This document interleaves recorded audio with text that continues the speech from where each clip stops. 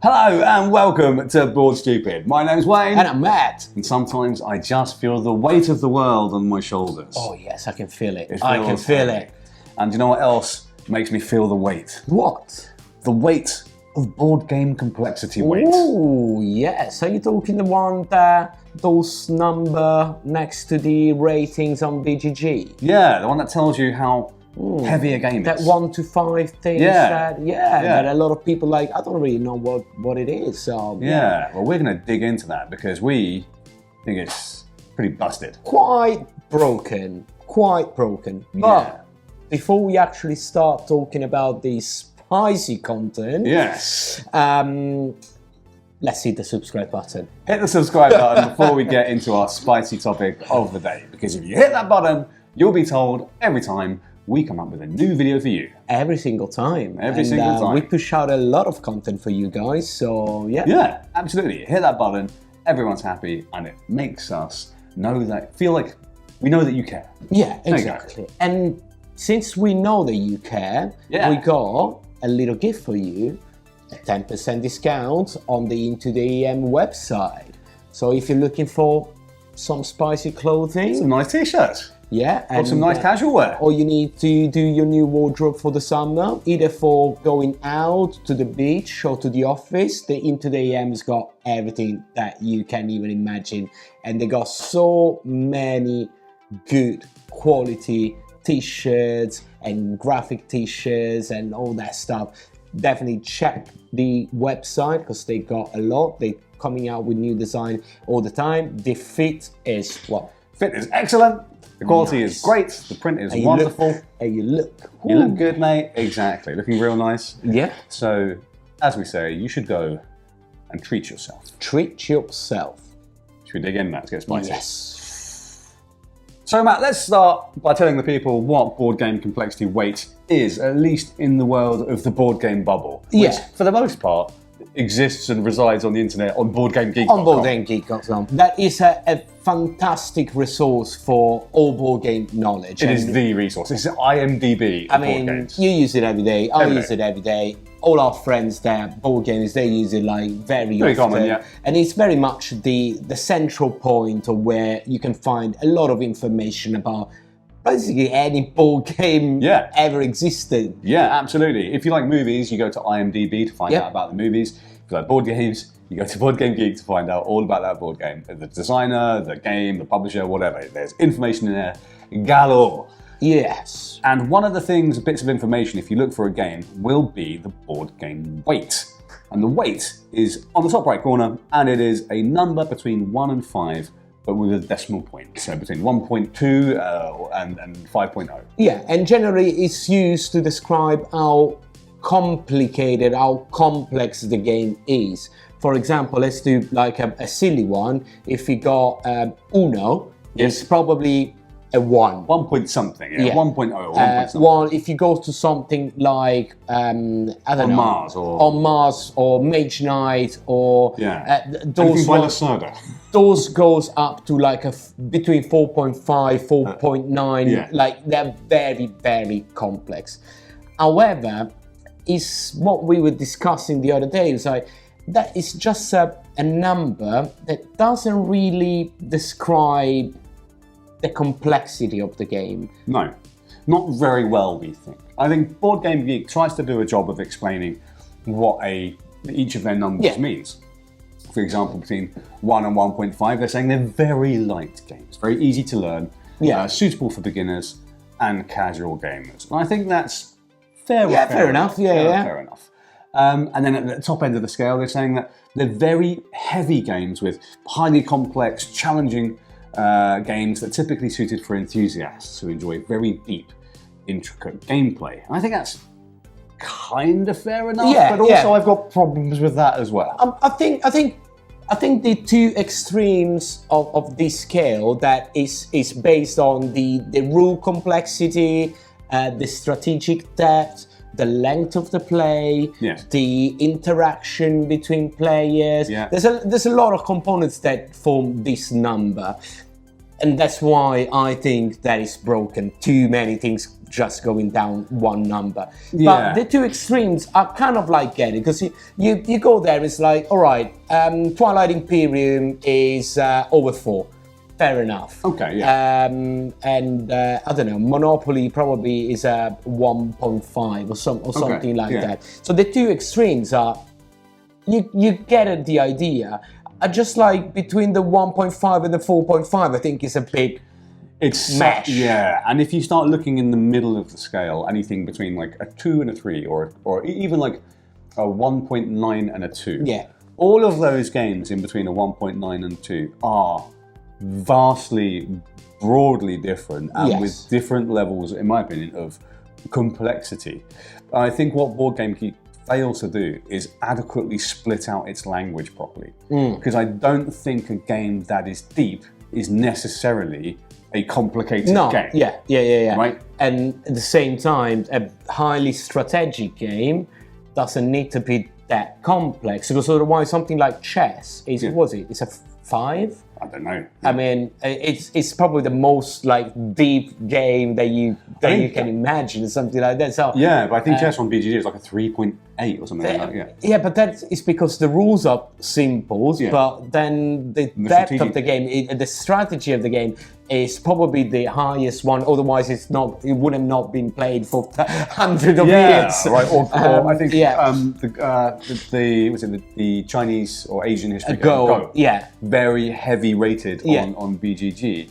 That's because you can spend a long time thinking about your turns, but it's not a complicated game. No, yeah, exactly. So it's very much this division about what is a complex game, what is a complicated game, what is a very deep game, what is a light game, what is a family game. Yeah. What do these mean properly? And I don't think that the scale as it is, and at least in the definitions that we've seen, adequately does a good enough job of it. I think it's beginning to lose meaning for me, especially as I've gotten longer in the board game hobby. Yeah. I'm starting to look at board games less about, okay, is this a particularly heavy weighted game, and more about, okay, how easy can I absorb this and then teach it again? But do you think, is it because, well, we play a lot of games all the time, so we are very much like reading rule books, probably a couple of every week at least. Do you think that is influencing you, saying that a game is more or less complex? Because a lot of games, we know, they just not recycling, but they use mechanics that have been used in other games. So a lot of time you will be like, oh, this part of the rule book is like that game, and the movement is like this game, and the fighting is like the other game. They just put I see what you mean. Yeah, I think. And you are very used to those 3 type of rules. Yeah. Someone else is just mixing them together. You're like, all right, yeah, that's similar to this, that's similar to that. I think I would rate a more complex game in terms of being harder for me to then explain to someone else. Right, so that's a very good point. So, like, if I can't explain it to you very easily, then I think that's probably going to be quite complicated. Right? Okay. Whether you've played games before or not. Okay. Right? I think I should be able to break down those rules for you, and so you can understand it. If that's going to be a challenge, then the game is probably quite complicated. Yeah. Right, and I think I consider myself a pretty good teacher of board games. You are. I think you are. He's a very good teacher. Yeah. So I think if I'm failing to do that, then the game is going to be quite complicated and require some research. Yes. So go on. Do you think then, because I always got these rules, if mom can play this game, it's probably very low on the scale. And I got like the mum rule. Yeah, the mom rule. So there is a mom threshold that under that threshold is a very simple game. Okay. Love it. And in that category, I can include you like anything that goes from code names to Azul, Ticket to Ride. Okay. What's the other one that she's been? Oh God, a few of them. Anyway, there are a few games that I think that you can. In the weighting. Yeah, exactly. Yeah. And I think that Azul is way more complicated and way more strategic than something like Uno or Yeah, something like, or even Cascadia. Yeah, okay. That was the games I was thinking Oh, about. Cascadia, yeah. Very good game. And everything above that is I consider to be like above mom threshold. That is I love it. a more complex game. I love it, the mum threshold. Yeah. And then there is the ultimate threshold is I read the rule book and I'm like, how did I get it? I don't.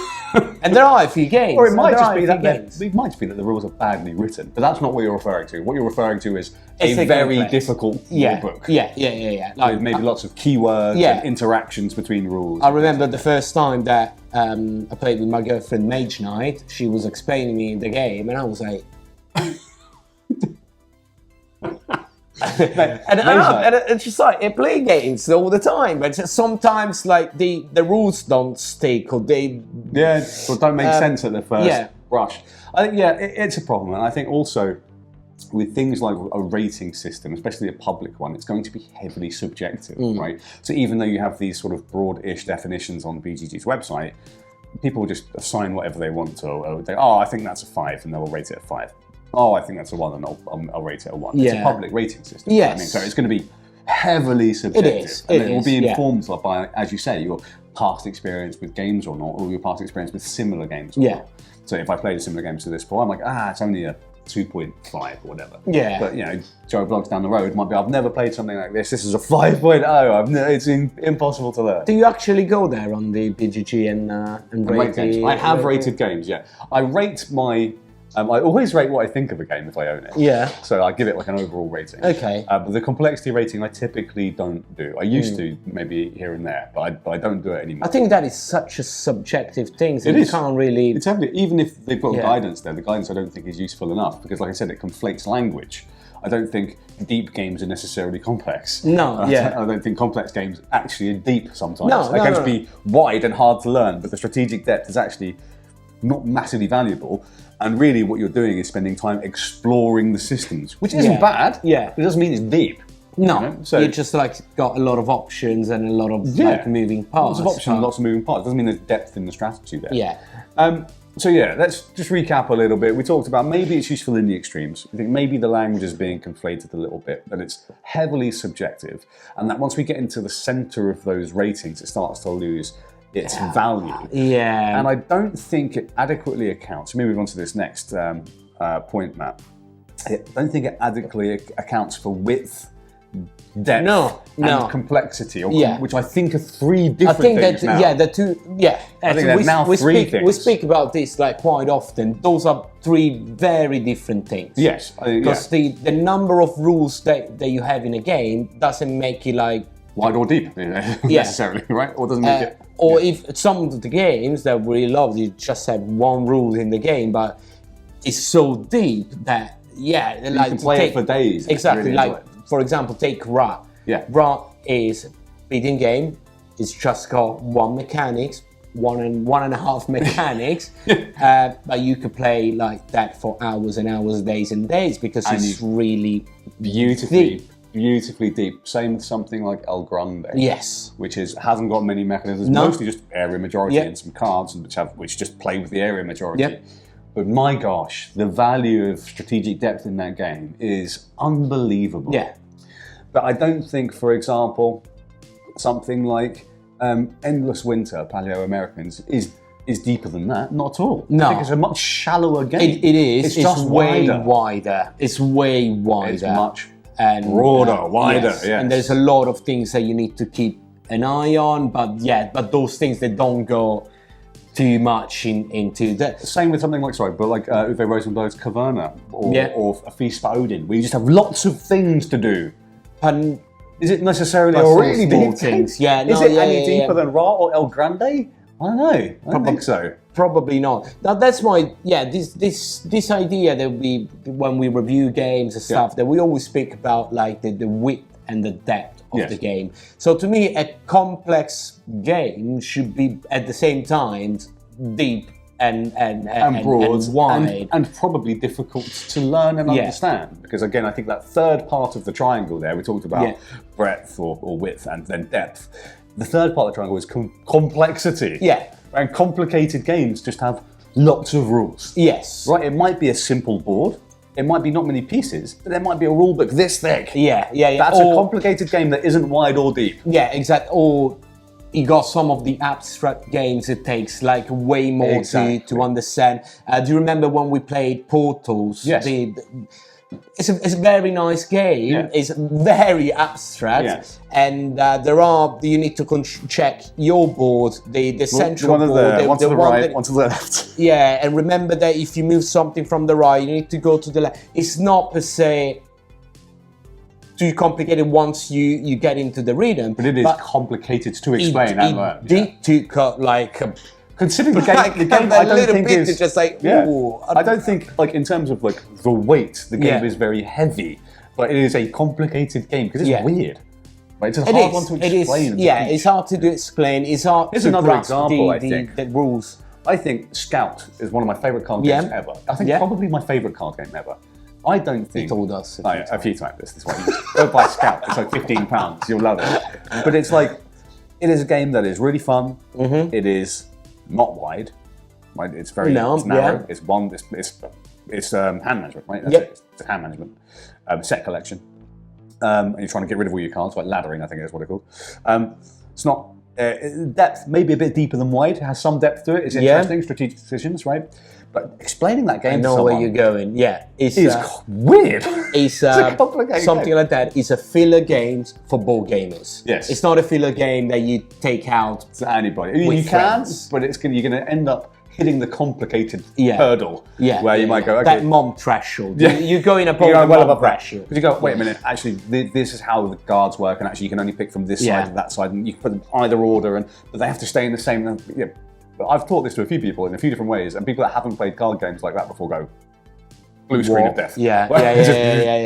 Yeah, so I think there's a triumvirate there that I don't think is well. It is. No, and probably we should have like a graph rather than just a maybe. point, isn't it? You know what? A chart would be really good, like an X, Y, and somewhere in here, that's where your game is. That would be quite fun. Because there are. At the same time, there are a few games with a lot of rules. Yes. But those rules are pretty simple. Yeah. Or they are pretty simple to teach. Understand and to teach and to then grasp. the difficulty is just to remember all those rules. But and you might just have to go back to the rulebook a few times or something like that.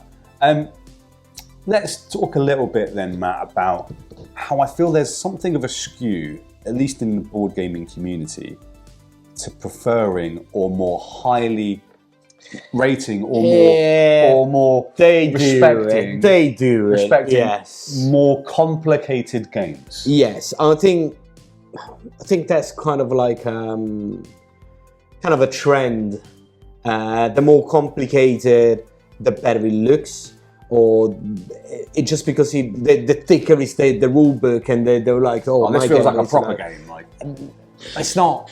I find it that's pretty silly. We saw a few games, even recently, where the designer tried to push more rules for the sake of having an extra rule. That doesn't help the game, doesn't make it more fun.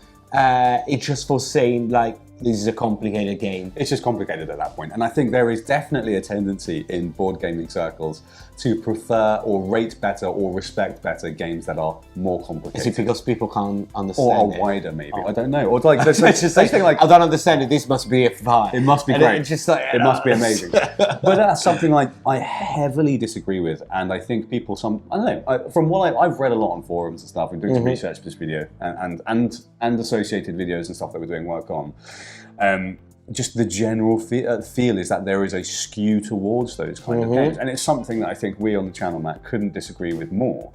I mean, I think amazing games and incredible games can be beginner friendly. Some of my favourite games of all time are beginner to intermediate games. The games don't have to be expert level, extremely complicated games to be good. And in fact, as you say, complexity can be a negative in some ways. If you're adding rules for rules' sake. If you're adding rules, for the sake of it, that's like a minus for when a games do really well, then they come up with an expansion that is just adding more rules, and then it's just like, why? Why have you done that? Why you done that? But that is the sake of like more rules just to feel like it's to flex that you are smart. I don't know. But a game like Nemesis is an example that I always think about, where I think that the game it's a mess. I mean, it's a fun mess, but it's a mess. There are too many rules in that game, and you could take out 2 or 3 entire sections of that rule book, and it would be better. Yeah, I don't agree 100%. But, we can disagree about that, but I think so. I don't agree 100%. I'd say yes, probably yes. But again, it's kind of like it's an heavy game that it's an American, it's a tracking game. Yeah, so like it's very American and adding a lot of things. Yeah, I do agree with you that a few things I wouldn't probably not put it in, and I'd say the same thing about Gloomhaven as well. I'd take about 3 rules out of Gloomhaven. Other things that instead is just perfect. How it is. But I'll take this out. I'll take that out. Throw that away. Don't need that. I think it's perfectly balanced. I think, for example, all right, Gloomhaven. You take it the rules. It's a very standard dungeon crawler. As like the general things, the more complicated things is to learn how the cards work, how the deck building works, and how the initiative works, and the fact that the cards are split into, because that's more like an innovative. I love the card playing, but then you take something like this. I was playing the last few days. Is Gloomhaven in a teeny tiny box with the same rules of Gloomhaven, and you play in 20 minutes. Man, they've done it well then. They've done it very well. Well done. Yeah, but I think great. For me, my problem is it's very wide. I feel like unnecessarily so. So you've got your hand, then you've got your hand. You're worrying about everyone else's things at the table. Then someone has to manage the enemies. Someone has to manage the enemy deck. Then you've also got the different elements. Someone has to manage that as well. There's like a bunch of different things. I saw way more. You have to admin. Yeah, but I saw him play more complicated dungeon crawler that they were just complicated for the sake of making them complicated. Even worse than that. Okay. Yes, way worse than that. So there we are. So that's I don't find it like I think Gloomhaven is very, very balanced in the. I am in the minority. I understand. Yeah. Everyone loves Gloomhaven. So just on that as a recap, heavy doesn't mean good, and should never ever mean good. But some people skew it that way. So, Matt, what is an alternative? And we're not experts, so we want to invite you, our wonderful Board Stupid fan, to tell us what a good alternative would be. We have our own rating scale, which we always use. Yes. We talk about from beginner to expert, beginner, intermediate, advanced, expert. And I think, Matt, we weight that mostly on how easy can I learn and teach this. Yeah, I think I still stick to our guns. Yeah. I think I very much will prefer reading beginner game or advanced game or expert game or ultra expert if something is really more complicated, rather than having a number that includes a lot of things. Loads of variables. As you say, a graph or something like that will be with the 3 things on it. Yeah, exactly. With the width, the depth, and the complexity. When complexity refers to the rules and how many rules you got. Because the fact that it's a 4.5 because the game takes 7 hours is the game could be really simple. Yeah. But if it takes you 7 hours, doesn't mean that it's more complex. Then it's playing time that should be taken in consideration. But again, BGG does it like as a very much of a guide. It's not the Bible. Don't pretend to be the Bible. It's just an indication for players. But I think we both agree that it could be better for the people going there and checking. All right, this is a beginner game. That doesn't mean that is a bad game. That's it means what we're trying to say. Could be an amazing game. Yeah, some of my favorite games ever. Must stress. Yeah, ever are beginner games for sure, and that is a wonderful thing. Yeah, it means they're easy to teach, easy to learn, and I can play them more often with my friends and family. Exactly, and that's a beautiful thing. And I think if the language was tidy up, even in the definitions, and made clearer and more transparent, then that might be an improvement as well. But I think as it stands, Matt, I think we both agree it's not working right now. It's a little bit busted, yes. But more important to us is, what do you think? We've invited you already, and let's just underline that the point of these spicy topics. These spicy topics is to engage with you, and you'll notice in the past ones that we've done, we respond to every single comment and thoroughly encourage friendly, constructive debate on this topic and all topics. Absolutely. So leave us a comment down there. Click the like button and subscribe. We'll talk about it more later. But no, the idea is that we want to involve you guys in this conversation. We reply to each one of the comments, and everybody's got a different idea. So that is a good thing of having a chat with you guys. Absolutely. What is your perfect weight and rating scale for how heavy or complicated a board game should be? Matt, let's take it to the outro. That was a spicy topic all about board game complexity, and Matt, I had a lot of fun talking about that. It's an interesting topic, isn't it? And I can't wait to see the comments and to read your comment, guys. And let's keep this chat rolling because it's a very interesting. And again, we try to bring you what we normally me and Wayne chat while we're having a beer. Literally all the time talk about stuff like this, board game ratings and all sorts of business. So you know what to do. If you liked this video, please drop us a comment, hit the like button, and Matt, the very special thing is hit the subscribe button. It is very important for us, and we appreciate every single one of you. Thank you very much for hitting that button and showing us that you care. Give us some love. Give us some love, and we'll catch you again real soon. Ciao.